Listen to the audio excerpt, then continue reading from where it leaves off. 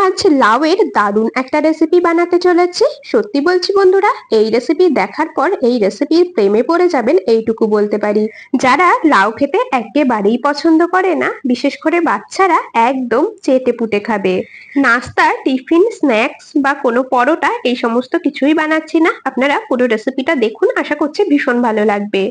তো চলুন আর বেশি কথা না বাড়িয়ে রেসিপিটা শুরু করা যাক। রেসিপি তৈরি করার জন্য সবার প্রথমে নিয়েছি একটা বেশ বড় সাইজের লাউ। লাউটাকে 2 টুকরো করে কেটে নিয়েছি আর এখন এর থেকে একটা টুকরো সরিয়ে রাখবো। আর বাকি অর্ধেকটা টুকরো দিয়ে রেসিপিটা তৈরি করব। একটু কচি লাউ নেওয়ার চেষ্টা করবেন, তাহলে রেসিপিটা খেতে বেশি ভালো লাগবে। এখন এই যে অর্ধেকটা লাউ নিয়েছি, এই লাউটার খোসা ছাড়িয়ে ছোট ছোট টুকরো করে কেটে নিয়ে আপনাদেরকে দেখাচ্ছি। অর্ধেকটা লাউ খোসা ছাড়িয়ে এইরকম ছোট ছোট টুকরো করে কেটে নিয়েছি। আর যদি লাউয়ের দানা হয়ে যায় তবে দানা ফেলে তারপরে এরকম ছোট ছোট টুকরো করে কেটে নেবেন। এখন কেটে নেওয়া লাউ এটাকে সাইডে সরিয়ে রাখবো। এরপর দেখুন, এখানে আমি ওই মোটামুটি 70 গ্রামের মতো ছোলার ডাল ওভারনাইট ভিজিয়ে রেখেছিলাম। এরকম ডালটাকে পুরোপুরি সুন্দর করে ভিজিয়ে রাখতে হবে। হাতে সময় কম থাকলে মোটামুটি 3 ঘন্টার মতো জলে ভিজিয়ে রাখলেই হবে। আমি ওভারনাইট ভিজিয়ে রেখেছিলাম। ভেজানো ছোলার ডালটাকে সাইডে সরিয়ে রেখেছি। নিয়েছি একটা বড় মিক্সির জার আর এর মধ্যে কেটে ধুয়ে রাখা লাউগুলোকে দিয়ে দিচ্ছি। লাউয়ের টুকরোগুলো মিক্সির জারের মধ্যে নিয়েছি আর দিয়ে দিচ্ছি এখন 2টো কাঁচা লঙ্কা। ছোলার ডালগুলোকে দিয়ে দেবো। ভিজিয়ে রাখা ছোলার ডালগুলোকে এখন এই মিক্সির জারের মধ্যেই নিয়ে নিতে হবে। আর একেবারে জল ছাড়া কিন্তু এটাকে বেটে নিতে হবে, যেহেতু লাউয়ের মধ্যেই এমনিতেই প্রচুর পরিমাণে জল থাকে, তো জল কিন্তু একদমই ব্যবহার করছি না। জল ছাড়া একদম মিহি একটা পেস্ট তৈরি করে নেব। দেখুন বন্ধুরা, একদম মিহি করে বেটে নিয়েছি। আর দেখতেই পাচ্ছেন একেবারেই কিন্তু জল দিইনি। লাউয়ের থেকে যে পরিমাণে জল বেরিয়েছে তাতেই এইরকম সুন্দর একদম স্মুথ একটা পেস্ট তৈরি করে নিয়েছি। এটাকে এখন সরিয়ে রেখে দেব। নিয়েছি একটা ছোট পাত্র। এর মধ্যে বাটি মেপে আমি 1 বাটি দিয়ে দিচ্ছি বেসন। এখন এর মধ্যে নিয়ে নিচ্ছি 1/2 চামচ শুকনো লঙ্কার গুঁড়ো, নিয়ে নেবো স্বাদ মতো লবণ, 1/2 চামচ দিয়ে দিলাম হলুদ গুঁড়ো আর 1/2 চামচ জোয়ান নিয়েছে। জোয়ান 2 হাতের মাঝখানে রেখে একটু রাফ করে তারপরে দিয়ে দেবো, এতে করে ফ্লেভারটা ভীষণ ভালো আসবে। মশলা আর বেসন খুব ভালো করে শুকনো অবস্থাতে চামচের সাহায্যে একটু মিশিয়ে নিতে হবে। সমস্ত শুকনো উপকরণগুলোকে খুব ভালো করে মিশিয়ে নিয়েছি। এখন এর মধ্যে লাউ আর ছোলার ডালের মিশ্রণের থেকে বড় চামচে 3 চামচ দিয়ে দিচ্ছি বেসনের মধ্যে।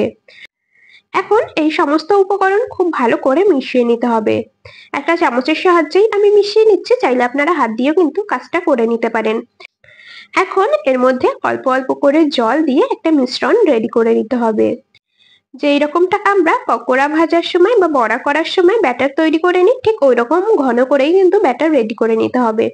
আমি এই কাজটা করতে থাকি। আপনারা অবশ্যই কিন্তু বন্ধুরা আমাকে এই সময়টা কমেন্টসে জানিয়ে যাবেন আপনারা কে কোন জায়গা থেকে আমার আজকের এই রেসিপিটা দেখছেন, তবেই না আপনাদের কমেন্টসে ধন্যবাদ জানাতে পারবো। এখানে দেখুন, চামচ দিয়ে আমার ব্যাটারটা তৈরি করতে অনেকটাই অসুবিধা হচ্ছিল, সেজন্য হাত দিয়ে দেখুন খুব ভালো করে ফেটিয়ে এরকম একদম ঘন করে একটা ব্যাটার তৈরি করে নিচ্ছি। আর খুব ভালো করে কিন্তু ব্যাটারটাকে ফেটিয়ে নেবেন। বেশ কিছুক্ষণ ধরে ব্যাটারটা ফেটিয়ে তৈরি করে নিয়েছি আর এখন এর মধ্যে 1/2 চা চামচ দিয়ে দিচ্ছি বেকিং পাউডার। বেকিং পাউডার দিয়ে একই রকম ভাবে খুব ভালো করে মিশিয়ে নেব। বেকিং সোডা কিন্তু এখানে ব্যবহার করা যাবে না, বেকিং পাউডার ব্যবহার করবেন। আর যদি বাড়িতে বেকিং পাউডার না থাকে তবে কিন্তু ইনো ব্যবহার করতে পারেন 1/2 চা চামচ। এখানে আমাদের বেসনের মিশ্রণটা একদমই রেডি হয়ে গেছে। বেকিং পাউডার দেওয়ার পর আর একদমই বেশি ফেটানোর দরকার নেই, খুব ভালো করে মিশিয়ে নিলেই হবে। এখন বন্ধুরা বেসনের এই মিশ্রণটাকে সরিয়ে রাখলাম। বড় একটা পাত্র নিয়ে নিয়েছি। এর মধ্যে লাউ আর ছোলার ডালের পেস্টটাকে ঢেলে দিলাম। পুরো পেস্টটাকেই আমি এই বড় পাত্রের মধ্যে ঢেলে দিয়েছি আর এই মিক্সির জারটা ধুয়ে কিছুটা পরিমাণে দিয়ে দেবো জল। একটা মিডিয়াম সাইজের বাটি মেপে প্রথমে 1 বাটি দিয়ে দিচ্ছি টক দই। খুব ভালো করে একটা হ্যান্ড উইক্সের সাহায্যে এই দুটো উপকরণকে মিশিয়ে নিতে হবে। মোটামুটি 2 থেকে 3 মিনিটের মতো খুব ভালো করে এইরকম ভাবেই ফেটিয়ে নেব আর একদম স্মুথ একটা পেস্ট তৈরি করে নেব। 2 থেকে 3 মিনিটের মতো খুব ভালো করে দুটো উপকরণকেই ফেটিয়ে তৈরি করে নিয়েছি আর এখন এর মধ্যে মোটামুটি 500 ml এর মতো দিয়ে দিচ্ছি জল। অনেকটা পরিমাণে জল ব্যবহার করতে হবে। এখানে আমি 500 ml জল দিয়ে দিলাম। খুব ভালো করে আবারও সমস্ত কিছু মিশিয়ে নিচ্ছি।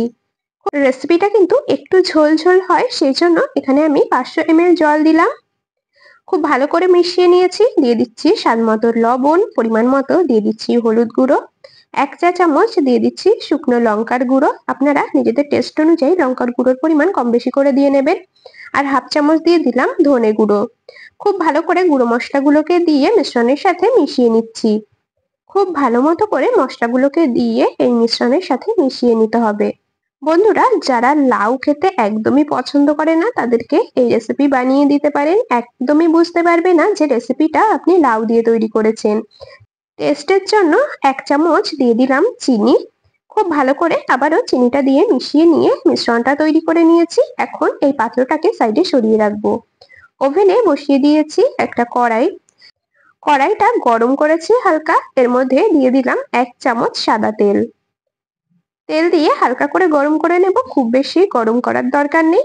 হালকা করে তেলটা গরম করে নিয়ে এর মধ্যে দিয়ে দিচ্ছি 1 চামচ গোটা সাদা জিরে, 1/2 চা চামচ দিয়ে দিলাম কালো সর্ষে, 1/2 চা চামচ মেথি, আর দেব 12 থেকে 13টার মতো কারি পাতা। এখানে আপনারা পছন্দ হলে কারি পাতার পরিমাণটা কিন্তু বাড়িয়ে নিতে পারেন। এখানে আমি ওই 12 থেকে 13টার মতো কারি পাতা পরিষ্কার করে ধুয়ে রেখেছিলাম, কারি পাতাগুলোকে দিলাম। এখন ফোড়নটাকে দিয়ে খুব ভালো করে একটু ভেজে নিতে হবে। কিছুক্ষণ ভেজে নিয়েছি, তবে কারি পাতাগুলো যেন পুড়ে না যায় অবশ্যই খেয়াল রাখবেন। ফোড়নটাকে খুব ভালো করে ভেজে নিয়েছি আর এখন গ্যাসটা কিন্তু অফ করে দিয়েছি। গ্যাস অফ করে দিয়ে যে লাউয়ের মিশ্রণটা আমরা তৈরি করে রেখেছিলাম সেটাকে দিয়ে দিলাম। এখন এটাকে খুব ভালো করে কিছুক্ষণ ফুটিয়ে নিতে হবে। গ্যাসের ফ্লেম হাইতে দিয়ে গ্যাসটা অন করে দিয়েছি। এখন হাই ফ্লেমে এটাকে কিছুক্ষণ রান্না করে নেব।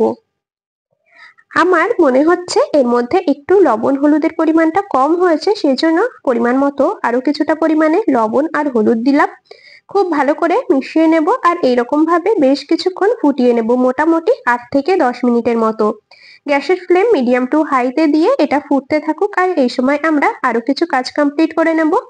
গ্যাসের একটা ওভেনে এটা ফুটতে বসিয়েছি আর একটা ওভেনে একটা কড়াই বসিয়ে দিয়েছি। কড়াইটা ভালো মতো করে গরম করে নিয়ে বেশ খানিকটা পরিমাণে দিয়েছি সাদা তেল। এর মধ্যে যে বেসনের ব্যাটারটা তৈরি করে রেখেছিলাম সেটাকে নিয়ে নিয়েছি আর দেখুন হাত দিয়ে খুব ভালো করে একটু ফেটিয়ে নিচ্ছি।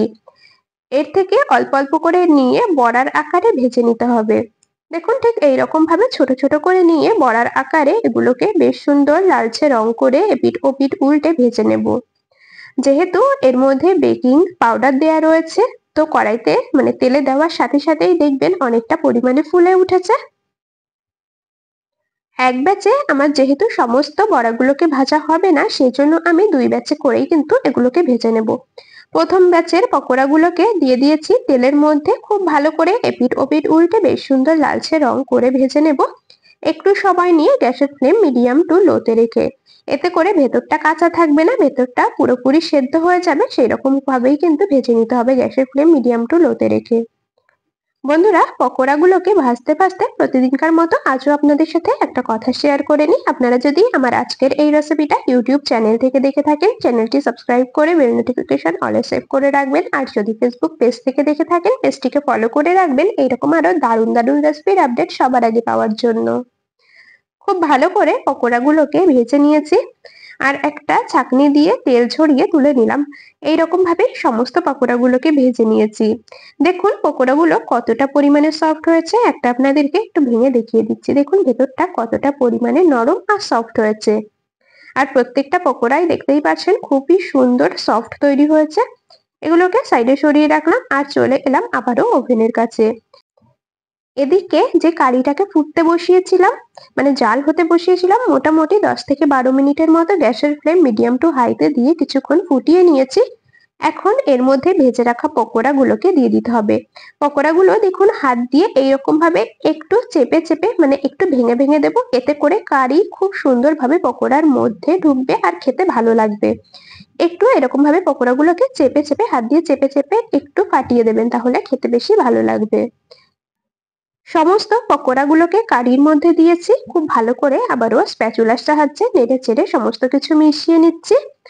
ঢাকা দিয়ে মোটামুটি 5 মিনিটের মতো রান্না করে নেব। 5 থেকে 7 মিনিটের মতো ঢাকা দিয়ে রান্না করে নিয়েছি। আর এখন ঢাকনাটাকে খুলে নিচ্ছি। এখন বন্ধুরা এর মধ্যে একটা তড়কা লাগিয়ে নিতে হবে। দেখুন সেই জন্য একটা তড়কা প্যানের মধ্যে বেশ খানিকটা পরিমাণে সাদা তেল খুব ভালো করে গরম করে নিয়েছি। তার মধ্যে একটা শুকনো লঙ্কাকে 2 টুকরো করে ভেঙে দিয়ে দিলাম, হাফ চা চামচ দিয়ে দিলাম হিং, আর দিয়ে দিলাম হাফ চা চামচ কালো সর্ষে। চামচের সাহায্যে হালকা করে একটু নেড়ে নিয়ে তারপরে কিন্তু এই যে কারিতে তড়কা লাগিয়ে নেব। আর বন্ধুরা তেলটা যেন একদমই ফুটন্ত গরম থাকে, সেই তেলেই কিন্তু তড়কাটা লাগাতে হবে। কারি পাকোড়াতে তড়কা লাগিয়ে খুব ভালো করে মিশিয়ে নিয়েছি। ব্যাস এখনই কিন্তু কারি পাকোড়া গরম গরম ভাত, রুটি, পরোটার সাথে পরিবেশন করার জন্য একদমই রেডি হয়ে গেছে।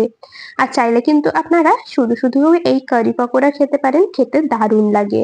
তো তড়কা লাগিয়ে খুব ভালো করে কারি পাকোড়ার সাথে মিশিয়ে নিয়েছি, আর দেখুন দেখতে কতটা লোভনীয় লাগছে।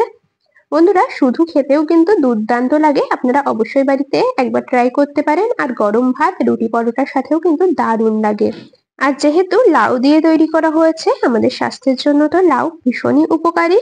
এই কারি পকোড়ার থেকে পকোড়া আপনাদেরকে একটু চামচের সাহায্যে কেটে দেখিয়েও দেব, দেখতেই পাবেন আপনারা কতটা পরিমাণে সফট হয়েছে।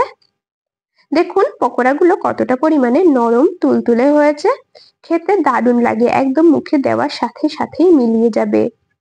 রেসিপিটা আপনাদের কেমন লাগলো অবশ্যই কমেন্টসে জানিয়ে যাবেন। যদি ভালো লেগে থাকে তবে ভিডিওটিতে একটি লাইক আর বন্ধুদের মধ্যে অনেক অনেক শেয়ার করে দেওয়ার অনুরোধ রইল। তবে আজ এখানেই শেষ করছি, আবার দেখা হবে পরবর্তী কোনো রেসিপির সাথে। ততক্ষণ সকলে ভালো থাকবেন, সুস্থ থাকবেন।